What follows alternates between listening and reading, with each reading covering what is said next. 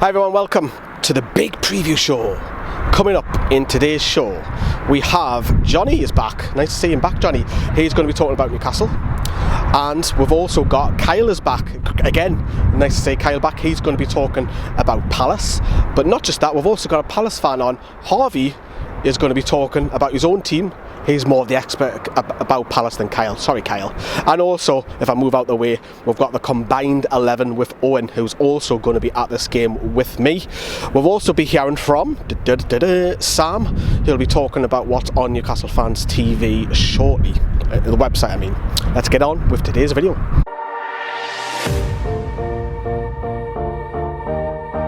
Right then, let's crack on with it. So, Newcastle go to Selhurst Park this weekend.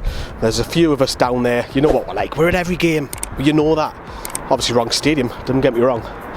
But here's Jonny talking all things to Harvey.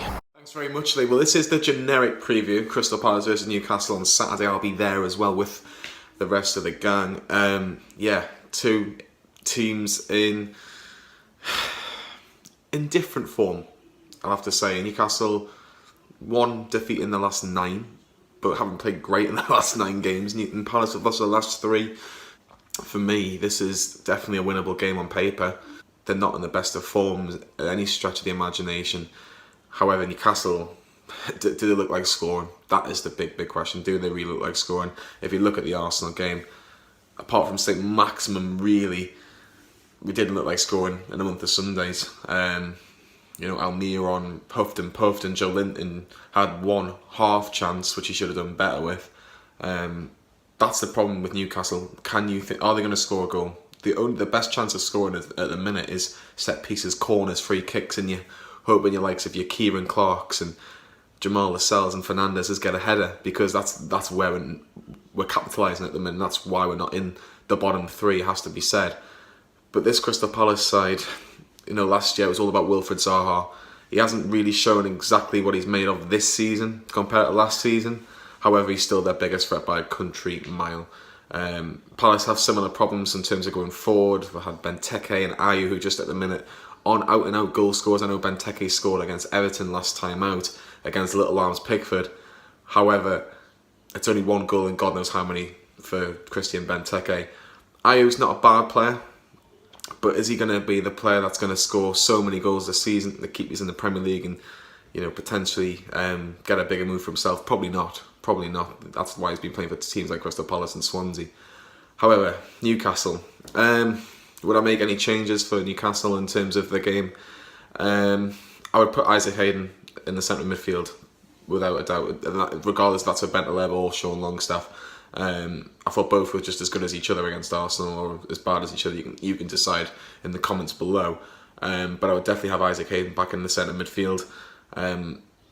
Valentino Lazaro had a lot of credit in the first half. Second half, obviously, he was at fault for both the goals in my opinion, first and second.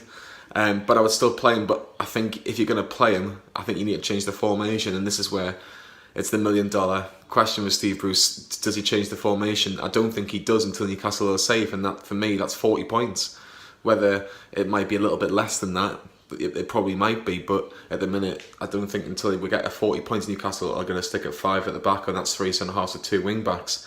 And if that's the case, that doesn't help Lazaro. For me, you've got to put him in either an ASM or an Almiron role. I think that's where you're going to get the best out of him. I think he's more attacking-minded than he is defensive-minded.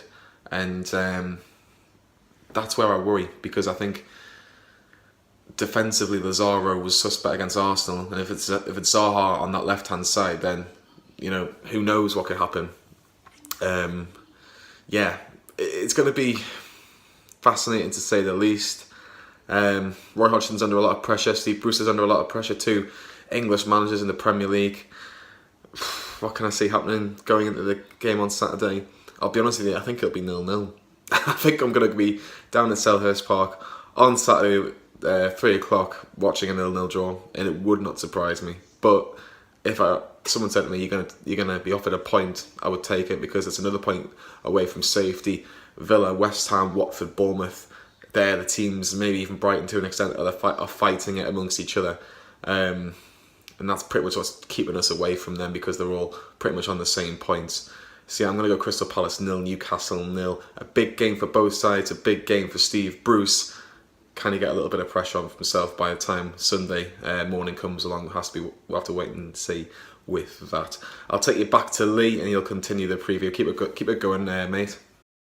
Thank you very much, Jonny. And if you want to see more of Jonny, who doesn't, make sure you pop over to our private group on Facebook, Newcastle Fans TV private group. You can't miss it. You'll see Jonny in there. We upload loads of videos. If you like my videos, get over there as well. Have a look at that. Newcastle Fans TV private group on Facebook. Right, we're going to move on. And we're going to talk about Palace in two parts here. We're going to hear from Kyle what he, as an outside looking in, thinks of Palace. Over at you, Kyle. Palace are a bit like us in a way. They've had a couple of shocks this season against the bigger teams. They've been shite against the smaller teams in the league, and they're just kind of trickling along. They're only a point behind us. They're on 30 points. We're on 31. Both looking to get that win that'll take them ever so closer to the 40-point mark. Both play very defensive football. Very similar teams this season, to be fair, and. It's gonna be a tight game. I can only say being separated by one, maybe even 2 goals, considering both teams don't score goals either. Both in the bottom 4, as I've seen from the stats against Arsenal, the least amount of goals scored this season. Both really struggling with strikers scoring goals. Benteke, I think, has only scored 1 or 2 this season, and Joelinton in all competitions has only scored 3. So it'll be interesting to see what happens here. Both teams massively relying on the winger ability. We're relying on saint-maximin and Almiron. They rely on Andros Townsend and Wilfred Zaha. But Roy Hodgson sets up his teams quite defensively, like I said before. He sets up a 4-5-1. He looks to flood the midfield with James McCarthy as of late, and usually, Milivojevic. The free holding midfielders look to take the ball forward, get the ball out of the wing, and look to create from there with a hold-up striker or getting in behind like Ayew can. But it's going to be a close game. Their last 5 games, so they've been really bad. They've lost 3 and drew 2, and ironically, the 2 that they've drawn against Arsenal and Man City, respectively, are probably the hardest games out of the 5. They've lost to Southampton, they've got beat off Everton, and they've got beat off Sheffield United as well. Actually, I'll take that back. Sheffield United is a hard game at the minute, considering where they are in the league. But if you looked on paper, I know football isn't played on paper, but if you were to get a point off Arsenal and Man City, you'd be probably quite happy with that. It's been a rough one for Palace. They haven't won since Boxing Day, where they beat West Ham 2-1. And West Ham, probably the most out of form team in the league. I know Palace haven't won in a while, but West Ham are probably the one of the 2 teams doing even worse. Even Palace are out the FA Cup. Although it's been really horrendous how we've managed to stay in the Cup, 2 replays and getting through, but not even Palace have been able to stay in the Cup, getting beat. So it is mid-table clash. Hopefully we can get through, get past them. Injury news for them. James Tompkins is out, Martin Kelly's out, and Jeffrey Schlupp is out. So in terms of a left back, I think they'll be relying on Anholt, former Sunderland left back. So yeah, it should be an interesting one. Actually, former Newcastle left back as well, as it happens. But Tompkins is out, so it'll probably be Scott Dann coming in for him alongside Sarko, and Sarko's actually quite a decent footballer. So for me he isn't anyway, but he has his off days, he has his mistakes. But for me, it is going to be a hard game. How do you contend with Wilfred Zaha? To be fair, the last time we played these, we contended with him very well, but I think last game isn't anything to go on because there were so many injuries on both sides in that last game. They had 7 or 8 out, and we had a similar amount out as well. So for me, don't look into the last game for any indicator of what's going to happen in this game. It will be a tight affair, just like the last one, but there's a lot more players back on both ends, so it should be interesting how we handle that. For me, I think if our fullbacks play well and we contend with their wingers very well and manage to contend with them in the midfield in terms of work rate, which if we play Hayden and Sean in the middle, or Matty, I think we'll be able to contend with them quite well. And I hope we don't sit and look to hit them on the counter like we do every bloody away game, but that defence is there to be got at, man. Very slow defence. I know Sarko on his day can be a very good defender, but it's a very slow defence. Especially with Schlupp out. The win is there for the take. We need to get back on form. After the defeat against Arsenal, we need to get back on it. So for me, it is going to be a hard one. But another underrated player that they've got, Guaita, their goalkeeper. I think he's actually a really good keeper. You know, in terms, if you ask any fan in the top six, none of them will say that Dubravka Guaita to be one of the better goalkeepers in the league. But for me, Guaita has a very good shot stopper, great command in his area. I was very impressed with him the last time he came to St James's Park, and really good goalkeeper. So I think it's going to be a battle of the midfield, and hopefully we can get that win. But before I go back to Lee, let us know in the comments what you think. How do you think they'll set up, and how do you think we'll contend with Wilfred Zaha and Andros Townsend on both flanks? But yeah, hope to see you again this weekend.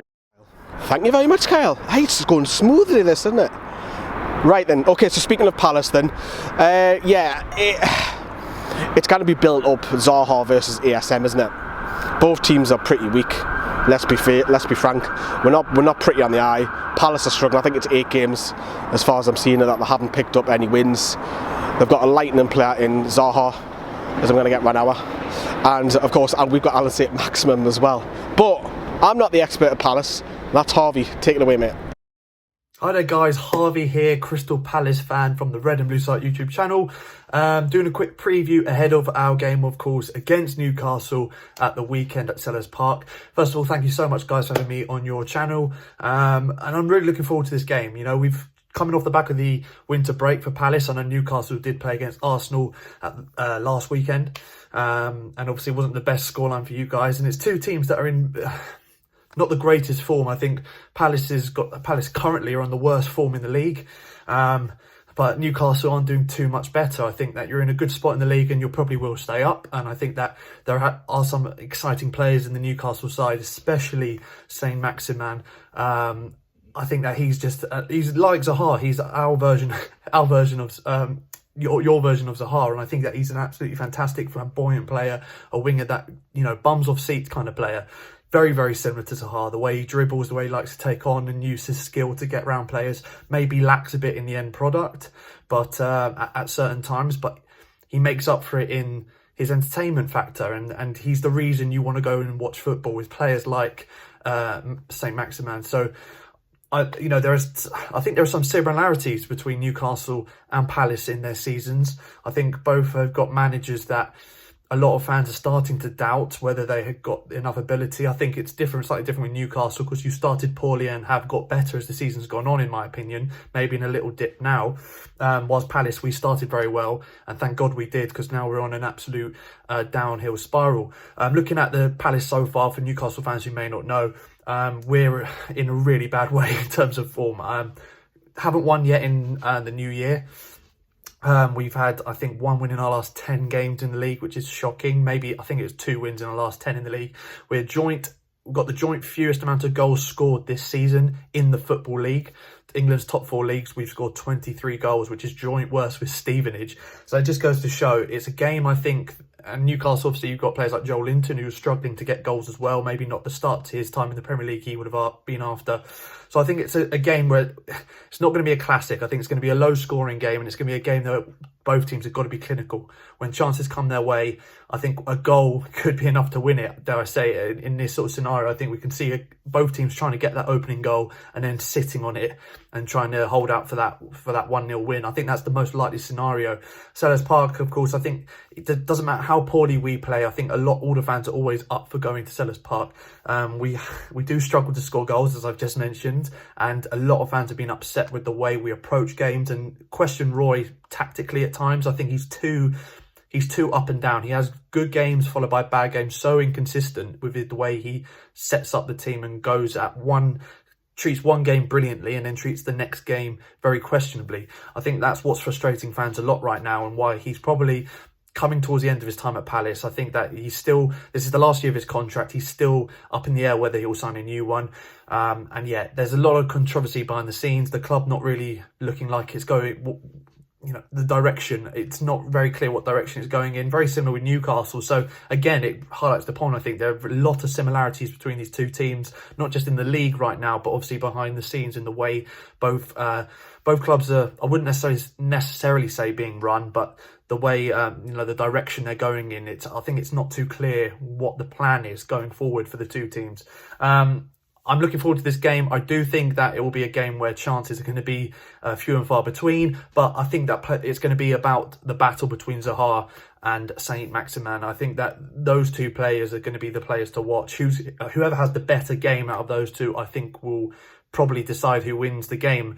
Two teams that are very much down, I wouldn't say totally reliant, but very, very much so at the moment, dependent on those two players, doing the business for our teams respectively. So looking forward to the game, despite the poor form we've been on. Really happy to be back from the winter break, and maybe that winter break and you guys playing against Arsenal at the weekend, not having the best results, now making the journey again down to London whilst we've had a week off training in Dubai. Maybe that's the boost that we needed, the break from this poor run of form we've needed, and now we can get ourselves back into gear and go at it for the end of the season, for the second half of the season, and try and finish strongly this season.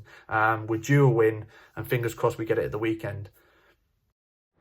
Thank you very much, Harvey, and we shall see us all at Selhurst Park this weekend. So we've got Jonny out the way, we've got Kyle out the way, we've got Harvey out the way, and now it's over to Sam, who's going to be talking about what he's wrote about on NewcastleFansTV.com. Take it away. Hey everyone, my new article is now out on NewcastleFansTV.com. This week I'm focusing on just what Steve Bruce is thinking, really. As you may have seen on the last word after the collapse at the Emirates Stadium on Sunday, I questioned just what Nabil Bentaleb really does bring to the team ahead of the likes of Isaac Hayden and the Longstaffs and John Joe Shelvey. Also, I look at potential future formations that he may be looking at, as well as the defensive conundrum as well, with rumours circulating that one of the centre-backs will be shown the door in the summer. So that's NewcastleFansTV.com, or follow the link on our Facebook and Twitter page and on the screen now. Fingers crossed we get a good result and we're back on track this Saturday at Palace. Thank you very much, and if you want to write for our website, we want more writers, so get in touch with us via the socials and we'll get you on board as well. So thank you very much, a fantastic read that, so make sure you do check that out. Finally, we're going to do a combined 11, and this is Owen, who got a little bit of criticism last week, didn't he, about what you were saying about Martin Dubravka. I got some criticism about saying Sean Longstaff played well, but anyways, I think he did, and I'll stand by that. Owen, over to you. So let's just get straight on with it. My goalkeeper is going to be Martin Dubravka. You look at Vincente Guaita, he's had a brilliant season so far for Crystal Palace, and I think he definitely is one of the better keepers in the league. However, Dubravka goes in for me. He has definitely won us more points than lost us. I know there was a bit of confusion with match reaction last weekend when I said that he should be doing better for the third goal. So going to left wing back, the options here were Danny Rose, Matt Ritchie, Jeffrey Schlupp, Patrick Van Aanholt, and I know Schlupp has played on the left hand side or in the centre of midfield this season mostly, but today I'm going to put him in at left wing back. Jeffrey Schlupp is such an amazing player, and Crystal Palace are so lucky to have him. Such a good utility player, and Newcastle would be really lucky to have him, to be honest with you. He's the type of player that we need. He's a defensive midfielder when you need him in midfield, can provide to the attack with his crossing and pace, and he is very good defensively as well, Jeffrey Schlupp. So I'm going to slot him in at left wing back over the likes of Danny Rose and Matt Ritchie, plainly because I feel like he's a better all-round player. So going on to the three centre halves. My first one is going to be Fabian Schär. Crystal Palace do have some good defenders, but I feel like Newcastle's defenders are levels above in terms of quality on the ball and quality defensively as well. So Fabian Schär is my first defender. The second one is Jamal Lascelles, obviously bringing the leadership to the team. He is by far one of the best defenders, has to be close to an England call-up if he he's been pretty good this season actually when he's been in the team, Jamal Lascelles. So he's my second defender, and the third defender. It was a toss-up here between Crystal Palace defender and Newcastle defender. Martin Kelly was a Crystal Palace defender I was looking at, and Federico Fernandez was the Newcastle centre half that I was looking at as well. And Martin Kelly's is fantastic for Crystal Palace. He can play on the right back, at centre back. I'm pretty sure he can even play deep midfield when he's asked to as well. So Federico Fernandez, I think, slots in at centre back for me. Is very strong defensively, stronger than the likes of Tompkins and Sacco. So yeah, he is my third centre half. So we've got a complete Newcastle back three there, which is I'm sure might shock a few of you. But going to right back, this might shock you again. You look at what Crystal Palace have on offer at right back. It's going to be Manquillo for me. Manquillo slots in for me at right wing back, plainly because he's had a fantastic season for Newcastle, and you know, he was unsettled when he first came, but he's really proved himself to be a good quality player for Newcastle, and once he's back from injury, I'd probably like to see him return because he has been fantastic, really, for Newcastle overall. So moving on to the left wing position, it's got to be none other than Wilfried Zaha. There's been a lot of likening him to saint-maximin this week in the media, and I think they are both very similar players, can both run at players and get past them. Wilfried Zaha has added goals to his game, so he's a big threat for Crystal Palace towards Newcastle, whereas saint-maximin doesn't. But he is a fantastic.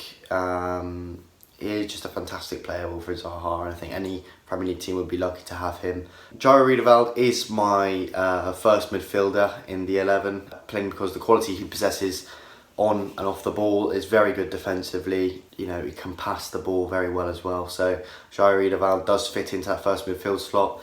And the second midfield slot, I had a lot of trouble trying to find who I put in here, but it is going to be Isaac Hayden. I know it's quite a defensive midfield, not much creativity there, but Isaac Hayden's been phenomenal for Newcastle again this season. Hasn't really put a foot wrong, and you have to question whether he's near to an England call-up now as well. He's probably one of the best defensive midfielders that England have. You look at Jordan Henderson, he's had a good season for Liverpool. Eric Dyer's gone off the ball, so if Eric Dyer is selected over Isaac Hayden in the England squad, you have to wonder what Isaac Hayden has got to do to get in there. At right midfield, it was a difficult one for me between Almiron and Townsend, but I've gone with Miguel Almiron. There's a lot of Newcastle players in this lineup. I've gone with Miguel Almiron, plainly because Andros Townsend hasn't been particularly exciting for Crystal Palace recently. I've seen a lot of Palace fans complain about him on Twitter. Hasn't really hit it off for Palace when he's played. So it is Almiron who starts here for me. 4 goals this season, obviously 2 in the FA Cup, 2 in the Premier League. Hopefully he can add a third this weekend against Crystal Palace, as he did back in December with his first ever goal for Newcastle. So he is my right midfielder. And up front, it was again very difficult because both teams don't really have flattering forward options. I have gone with saint-maximin striker, which is something I would go with this weekend, and maybe play Lazaro further up the field for Newcastle, but saint-maximin is my striker. He's very similar to Zaha. I didn't want to leave him out. I wanted to add Almiron in, so striker is probably the best position for saint-maximin. So he is my striker. That is my combined 11, and hopefully we can get a win this weekend away at Crystal Palace. I'll be there with the other lads, so if you see me, just give us a shout, say hello, and yeah, cheers guys. What do you reckon of his team then? I bet you didn't agree with it. Or do yous? Again, get your comments down there below. We do read them. It's just difficult to reply to them all as well, isn't it? Right, that is it. That is a wrap then. So I'm going to love you and leave yous. We'll see yous at Crystal Palace for all the reaction, for all the build up to it as well this weekend. Go over and check out our under 23 channel. There's just been a video. I'm standing here doing that video about the new appointment for the under 23 boss. Go and have a look at that. That has just gone out. Thanks. Ta-ra everyone. Bye bye.